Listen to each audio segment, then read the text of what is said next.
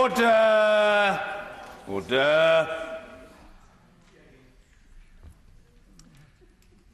The ayes to the right, 313. The noes to the left, 312.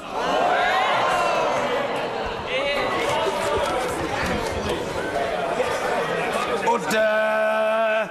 The ayes to the right, 313. The noes to the left, 312. So the ayes have it. The ayes have it. Unlock!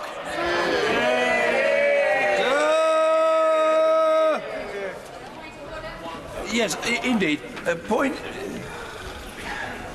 of order, Yvette Cooper. Mr. Speaker, given the strong feelings that there are on this issue and the tightness of the vote, I think it's really important to say how welcome it was that this has been a very considered and thoughtful debate throughout today. And I'm sure that that is the way that we want all of the debates on this to take place. The House has tonight voted again to make clear the real concern that there would be about a chaotic and damaging no deal, and also to support the Prime Minister's commitment to ensure that we don't end up with no deal on April the 12th. And I am sure that we will be very keen to work with the government to make sure that this legislation progresses in a way that is sensible and works in the national interest. And can I finally thank the Right Honourable Member for Dorset West and also the Right Honourable Member for Grantham and Sleaford for their work on this bill and on previous bills in order to make sure that we could get this far, and I hope help the Prime Minister to also persuade her Cabinet and others how important this is. I note what the Right Honourable Lady has said, and I thank her for it. Point of order. Point of order. Yes, point of order, Mark Francois.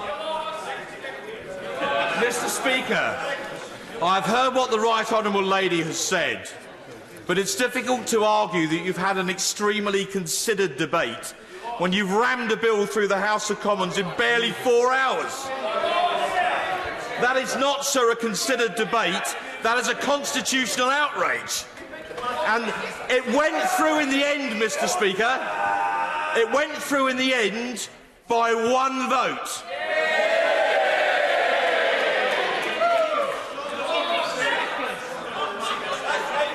Mr. Speaker, that to me does not represent the long-term settled will of the House of Commons.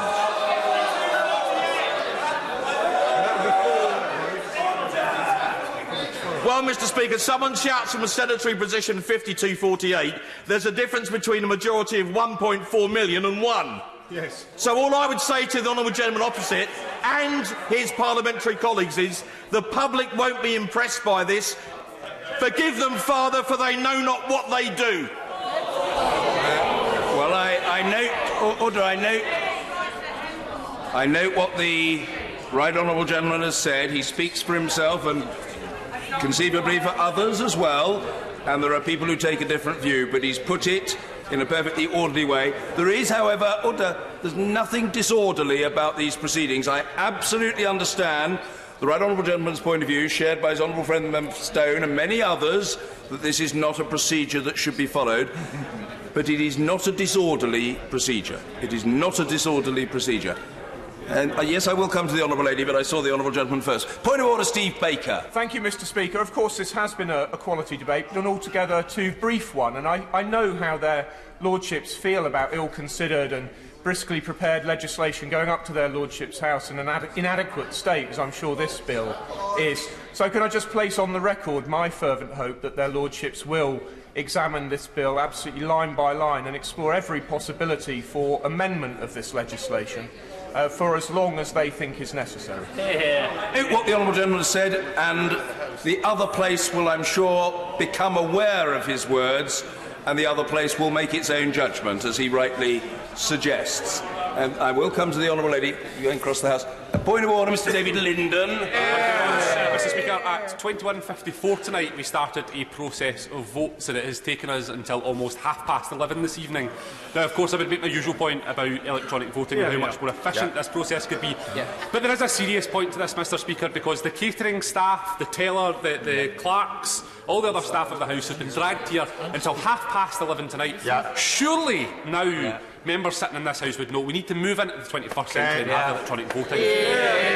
Well, the honourable gentleman is nothing if not persistent in making that point. He knows, because I've indicated on other occasions elsewhere, that I happen to have great sympathy for that point of view. Very great sympathy for that point of view, and I've said so many times in speeches and lectures around the country. However, I am fully aware of and very respectful towards the fact that that is a judgment that would have to be made by the House of Commons as a whole. We can each have our own opinion about it. The matter may come to be considered in due course. We shall see. Point of order, Dr. Caroline Johnson. Thank you, Mr. Speaker. I wonder if I can invite the lady for Norman from Castle from Pontefract, I think that's right, just to correct what I believe I just heard her say, which is she thanked those who'd supported her in passing the bill, members for West Dorset, Grantham and Sleaford. I am a member for Sleaford and North Hykeham, and I do not support this bill. No, it's a perfectly fair point. The constituency is in fact Grantham and Stamford, and I think the honourable lady represents Sleaford and North Hykeham. Perfectly fair correction, which I'm sure the right honourable lady will happily accept. To the honourable member, it's late.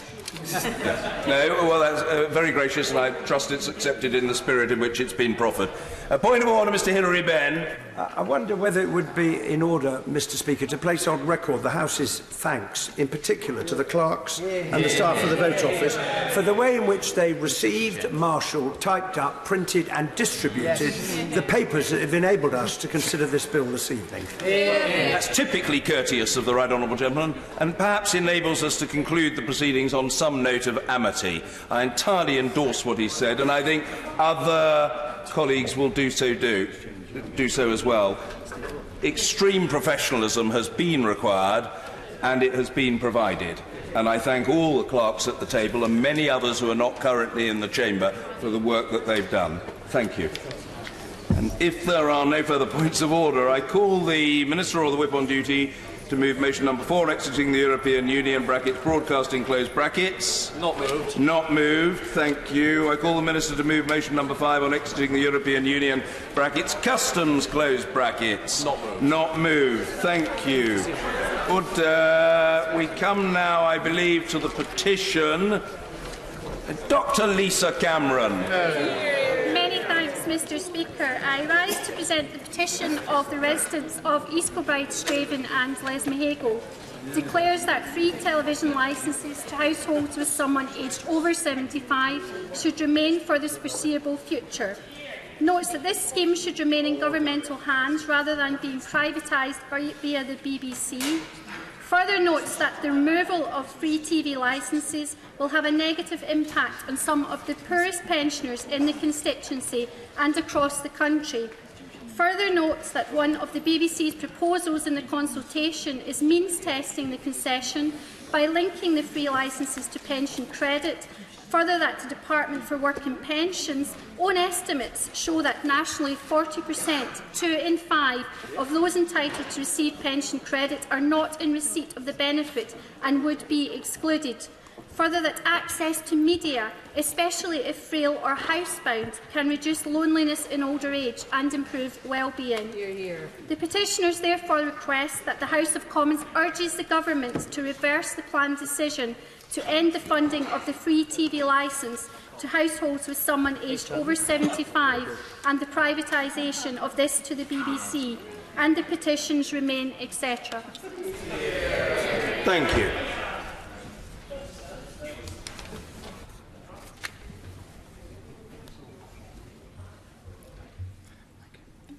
Petition TV licences for over 75s. Thank you. We come now to the adjournment. The whip to move. I beg to move that this House do now adjourn. The question is that this House do now adjourn. Anna McMorrin. Thank you, Mr. Speaker, and I'm very grateful for the opportunity to raise this important issue, that of extended producer responsibility for packaging. And can I really thank colleagues and members for attending this evening and for staying so late after such a busy and exhausting day. Mr Speaker, this may sound like a technical debate, and you can make it as technical as you want.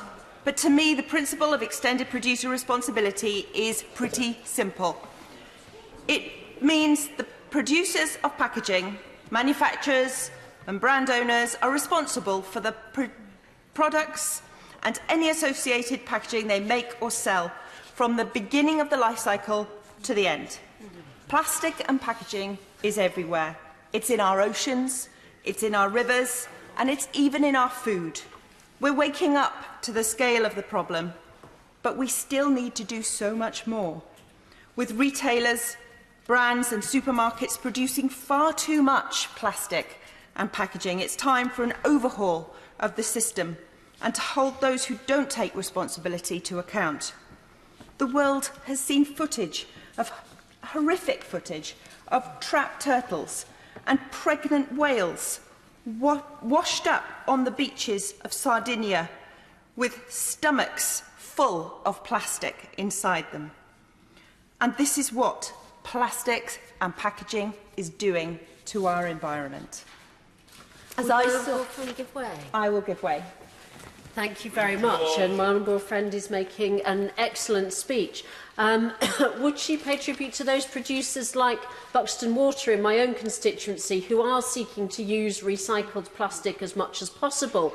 But would she agree with me that we actually need government and local government to do a lot more to make sure that we can sort plastic so we get enough fully recycled plastic, that good quality plastic can be used by such producers? I thank my honourable friend for making an excellent point, and we do need to see that systemic change across all levels of government. As I saw on a recent visit with the Environmental Audit Select Committee to the Arctic, the impact that plastic waste is having there.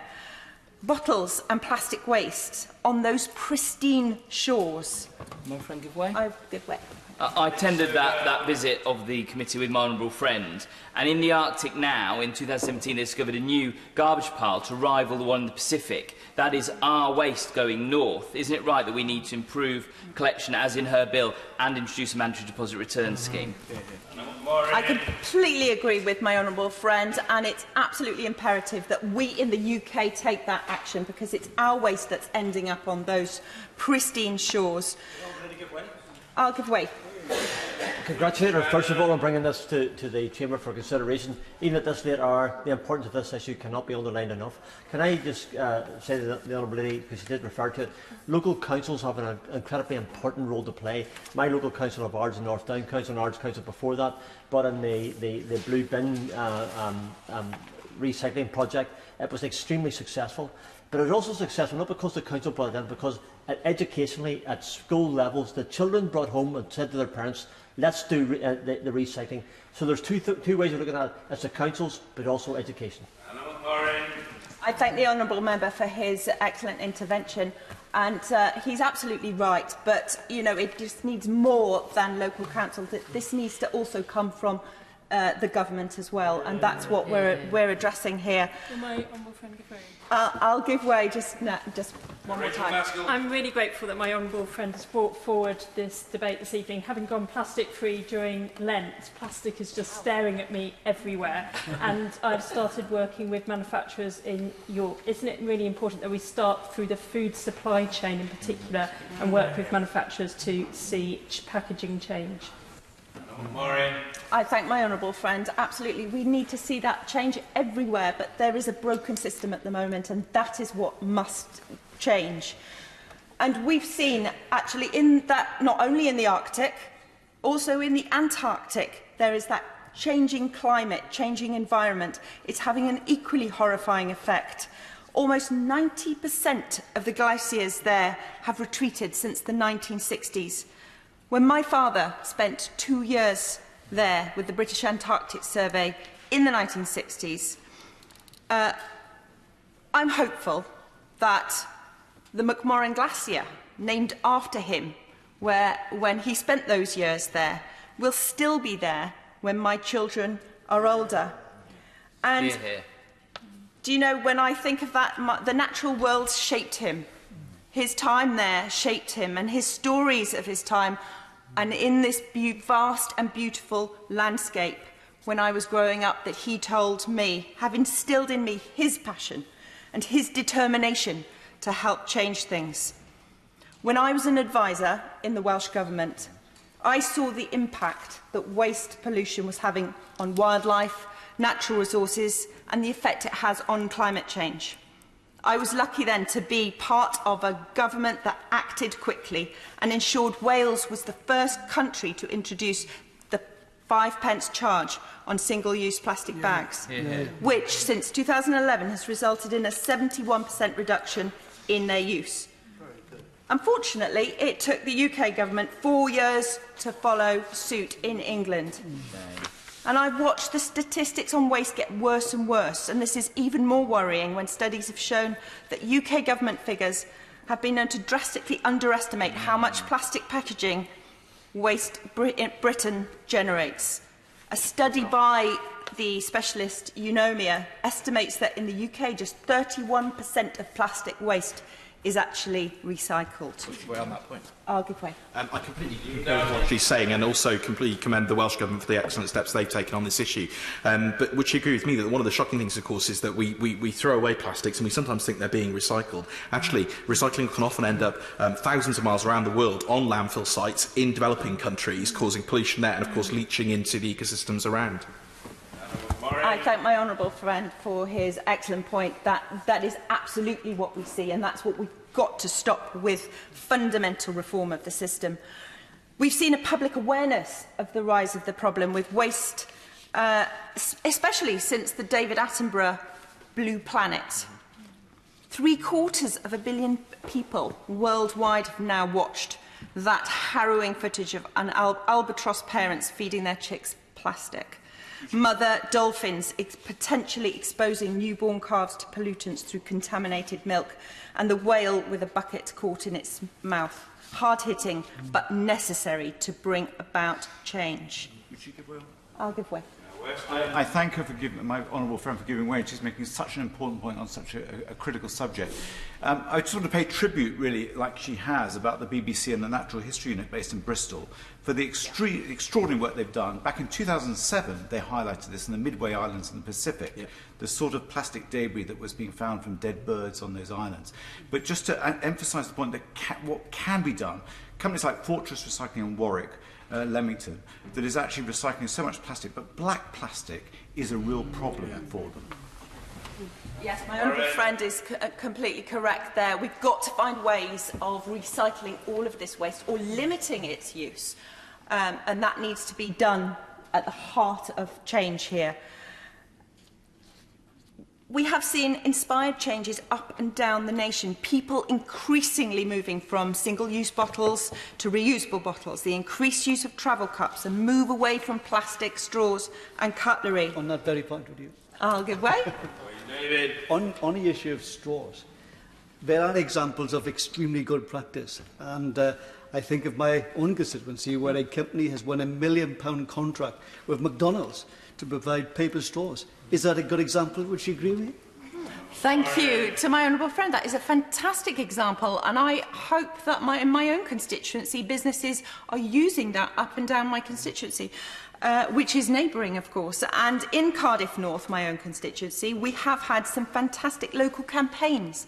The plastic-free Robina has now grown to plastic-free Llanishen, plastic-free Pontprenai, plastic-free Whitchurch, all local communities with worried, concerned residents and children keen to make a difference in their own way.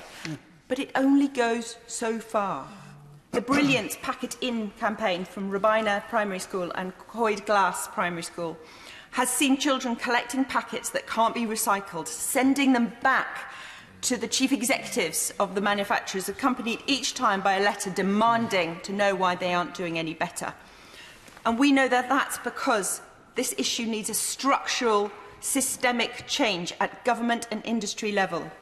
And to do this, we need to incentivise and to legislate for big business and packaging producers to take responsibility for their waste, as well as ensure the right infrastructure is there. That's why I introduced my own backbench bill, which requires producers of packaging products to assume 100% of the responsibility for the collection, transportation, recycling, disposal, treatment and recovery of those products. Mr. Speaker, my bill proposes much-needed reform to this broken UK waste system. It's not currently fit for purpose. Introduced by the Conservative government in 1990, it's piecemeal and disjointed and sees few large companies benefit and masses of waste shipped, as my honourable friend said, overseas, out of sight and in all probability dumped in our oceans.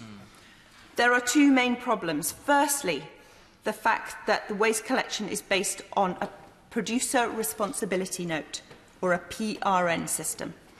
Under the current provisions of the producer responsibility obligations, businesses that handle packaging must fund the recovery and recycling of packaging material in proportion to the amount they've placed on the market. So in other words, the more packaging producers make, the more they pay. That sounds quite fair. But unfortunately, the implementation of this PRN scheme is far from fair and disproportionately places the burden of waste collection on local councils. This is because PRNs and PERNs, which is the export notes, allow companies to technically comply with the law as opposed to following the spirit of the law. And what do I mean by this, Mr. Speaker? I mean that if companies are in possession of a PRN or PERN, they have the legal advice needed to state they're complying, but they become a substitute for businesses meeting their obligations through their own recycling efforts, placing the burden of big business waste squarely onto local councils and onto the British taxpayer. And there are no financial incentives for businesses to stamp out this bad practice currently. The cost of this system is so disproportionately low as compared to the cost of recycling waste themselves. So to put it in context, the UK's PRO fees are amongst some of the lowest in the EU and leave British taxpayers to cover around 90% of costs of packaging waste disposal.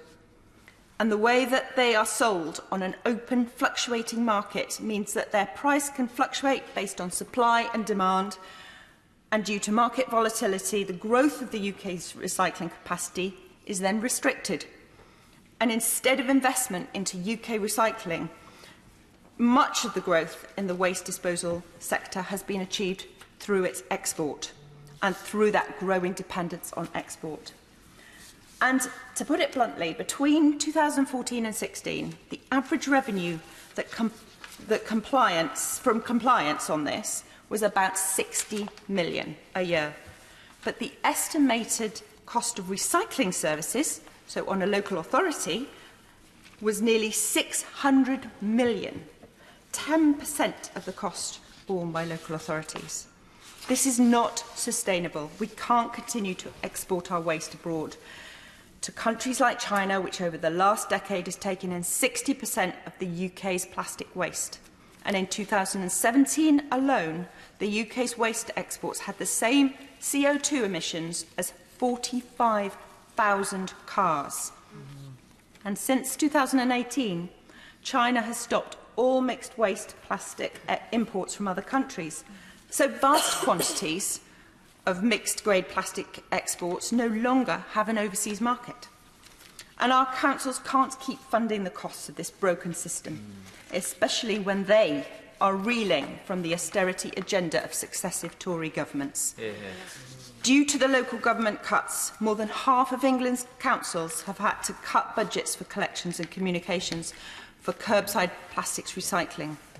We need to act now to make our waste systems fit for purpose. And do you know, many of the producers agree. Since I introduced my bill, I have built a coalition of industry around the positive change that's needed. This has included producers, manufacturers, supermarkets, industry bodies and NGOs. They all acknowledge that the system needs to change and that they need to take more responsibility for their own waste. But they need several things to happen. Firstly, any new extended producer responsibility scheme would have to have transparency at its core, to ensure that it's clear where fees are collected from producers and retailers and are being spent. And these fees should be put back into the UK's recycling and reprocessing infrastructure and into any communications programmes around it, and to make it work. Funds raised within the system must stay in the system, and a single not-for-profit organisation could be established to make this happen. Secondly, local authorities should not be out of pocket for any recycling or waste collection that they undertake. Thirdly, charges to producers should be modulated. These charges would vary based on the recyclability of the packaging, with higher fees for the use of more environmentally damaging materials. Fourth, any new schemes should encourage innovation in packaging design, capable of responding flexibly and swiftly to improvements in packaging production. And finally, support should be given to local authorities to improve the consistency of material collected for recycling. But I welcome the much-awaited Resources and Waste Strategy recently published by DEFRA. And Mr. Speaker, I'll give way. Thank you. I thank my honourable friend for giving way, and I wanted to ask whether she shares my concern that the much-awaited legislation on this, which is expected in 2021 with implementation in 2023, whether she shares concerns about the fact that we heard over the weekend that 2/3 of staff at the Department for Environment, Food and Rural Affairs have been transferred to work on Brexit matters, and that this therefore should not suffer as a result. Thank my honourable friend for making that excellent point. I am very concerned about this, and it does seem a very long lead-in time for this legislation. We've been waiting for this for a long time. The system needs systemic change now, and we're all waiting for it. People are waiting for it. My constituents, everybody's constituents in this place are waiting for this. But, Mr. Speaker, I'm pleased to see my suggestion, as outlined in my bill, in the consultation, that of a single body to implement fundamental reform. DEFRA acknowledges that a producer pays proposal to cover 100% of the cost would incentivise producers to think carefully about using less packaging, and would lead them to switch to using packaging that is easier to recycle. I'm also glad to see modulated fees included in that consultation, but I do believe it can go further and faster. We need to get rid of one of the big flaws of the current system, the huge range of that PRN, PERN I explained earlier, those compliance schemes. There are 52 of them, creating a market within themselves. It has been proven that having a vast array of these schemes has led to a breakdown and abuse of the system. That needs to stop. I believe one single centralised body can play that role, implement the new EPR reforms, and ensure that industry itself plays a key role, perhaps sitting on the board, and that there is accountability within that structure. And we must be introducing higher targets so that at least 80% of packaging can be recycled, with a target moving upwards as schemes become more successful. And there must also be clear reporting of recycling rates. I also believe that a broader range of materials should be included within the scheme. Materials being considered for EPR could and should be expanded, including the soft plastic around frozen food, for example. The scope could change in future and be flexible as the system becomes more sophisticated. And we mustn't also forget devolved administrations. Whilst the Welsh Government will be working with the UK Government on implementing these EPR reforms, the Scottish Government are storming ahead with their own proposals on a deposit return scheme. It's absolutely vital that England and Wales catch up and work together across the UK, avoiding any disruption to producers, consumers and business. So in conclusion, Mr. Speaker, there are several things in this DEFRA extended producer responsibility consultation that do have a lot of potential. And again, I would encourage the Minister to look to my bill.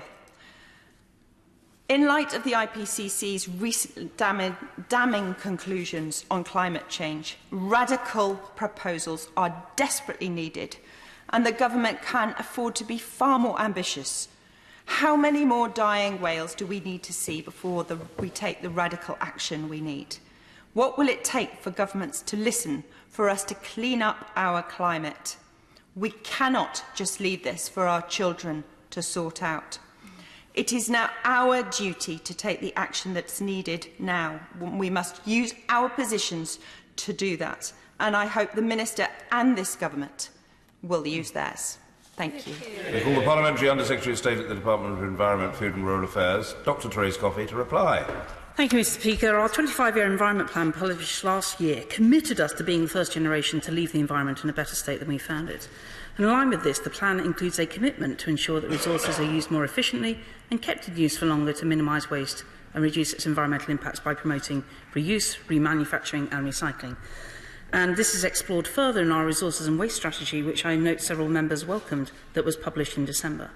The strategy sets out how we will preserve our stock of material resources by minimising use, promoting resource efficiency and moving towards a circular economy. A central element of the resources and waste strategy is a core set of principles that will act as a framework for reviewing our existing producer responsibility schemes and developing new ones. These include producers bearing the full cost of managing their products at the end of their life in line with the polluter pays principle, and using modulated fees or other measures to encourage producers to make more sustainable design, production and purchasing decisions. In accordance with these principles, we made a commitment to reform the current packaging producer responsibility system as an immediate priority, and in February we published a consultation on how we propose to do this. We are consulting jointly with Scotland, Wales and Northern Ireland, as our preference is to continue with the UK-wide approach to packaging producer responsibility, but of course it has been open to any devolved administration to develop their own regulations and their own new systems, if that is what they wish to do. Now, Mr Speaker, why do we want to reform the current packaging producer responsibility system? In the current regime, packaging producers are obligated to provide evidence that they have met their share of annual packaging recycling targets, which they purchase from accredited reprocessors and exporters of packaging waste. As the Honourable Lady pointed out, it is a market-based system, and it has succeeded in ensuring that the UK has met its wider packaging recycling targets at the lowest possible costs to both producers and therefore consumers. The UK has reported to Eurostat that 64.3% of UK packaging waste was recycled in 2018, surpassing the 55% total recycling target set within the European Directive. However, the Government recognises that the current system does not sufficiently incentivise design for greater reuse or recyclability, and that less than a tenth of the costs of managing household packaging waste is covered by producers. In the consultation, our proposals tie together the broader set of principles for extended producer responsibility and our ambitions for the packaging sector going forward. These include the reduction of unnecessary packaging, the reduction or elimination of materials that are difficult to recycle, and the increased recycling of packaging. And the Honourable Member for Warwick and Leamington referred to there are elements of black plastic. And Mr Speaker, actually plenty of black plastic is perfectly recyclable. There's a particular brand called carbon black plastic, which is trickier to do. And that is why the industry is working under our guidance and also with RAP in order to do further designs, and we're seeing significant changes happening to that already. And there are reasons why certain kinds of black plastic will be used, often in ready meals or other kinds of meals that simply won't melt when they are heated, whereas there are other sorts of plastics which may be easier to recycle at on the initial phase, but do not actually fulfil the purpose for which they are intended. Now, a key proposal is that producers of packaging waste that comes from households and similar packaging waste from commercial and public sector outlets should cover the full net cost of managing their packaging at its end of life. And our definition of full net cost includes collecting and transporting household or household-like packaging waste for recycling, sorting and treatment of household or household-like packaging waste where required for recycling, and the income obtained from the sale of recyclable materials would be netted off. Treating or disposing of any packaging disposed of in the residual waste stream, providing information to consumers on recycling packaging waste and anti-littering, and clean-up of littered and fly-tipped packaging items. the collection, collation and reporting of relevant packaging and waste management data, including litter and fly tipping. Now, the consultation seeks views on two alternative approaches to incentivise producers to make better design choices. Modulated placed on the market fees, where producers pay more if their packaging cannot be recycled readily or it's difficult to recycle, and less if their packaging is readily recyclable. Or a deposit fee, where producers pay a deposit which is redeemable if they are able to prove that the equivalent of the packaging that they have placed on the market has been recycled. Now, the consultation asks which producer should pay for the cost of managing the packaging at the end of its life. Should producer responsibility be shared across the packaging chain, or should there be a single point of compliance where 100% of the producer responsibility obligation is placed on one business?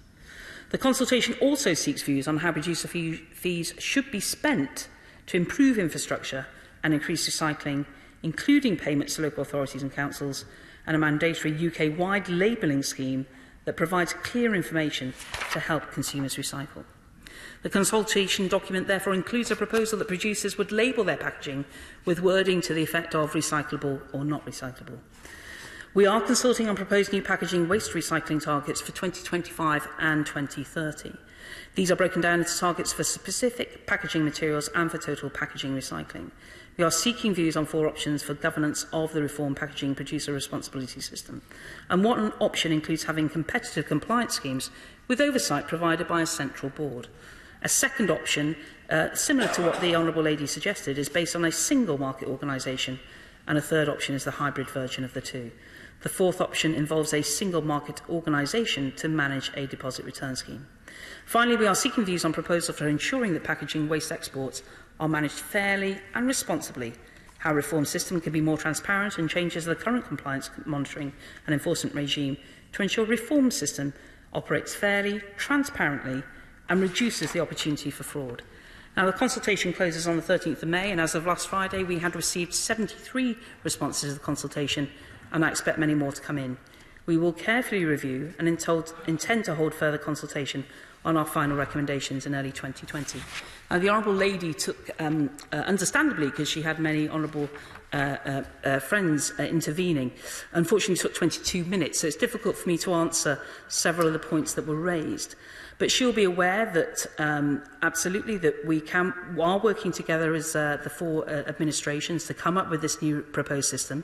It will be a significant change, which I believe will lead to great additions to improving the opportunity recycling and also improving the circular economy. As her honourable friend, the Honourable from Wakefield, mentioned, the 30% recycling tax, which was mentioned by my right honourable friend, the Chancellor, could potentially be a game changer. She also referred to the problems of plastic and packaging elsewhere, and in particular on export markets was referred to. Our biggest export to China for waste is actually through paper, and I'm conscious of the changes that have happened to plastic and paper, but indeed other markets have appeared, and it does stimulate the opportunity for secondary markets to develop further in this country. I also want to place on record that I was very delighted in terms of the litter that does end up in the marine conservation areas which we all cherish, that the Prime Minister asked me to present the Points of Light Award to Jason Alexander recently for his work on improving littering and bringing that to greater attention. It is Great British Spring Clean Month, Mr Speaker. I'm sure you've been out in Buckingham as well in order to work with people there. So I think we should pay tribute to the litter heroes. But I just want to assure the Honourable Lady from Cardiff North that we are working on these proposals, as she recognised, and I'm very confident that together across the party, across the House, indeed across the UK, we can bring these elements to reality. Thank you. Order. The question is that this House do now adjourn. As many as are that opinion say aye. Aye. Of the contrary, no. I think the ayes have it. The ayes have it. Order. Order.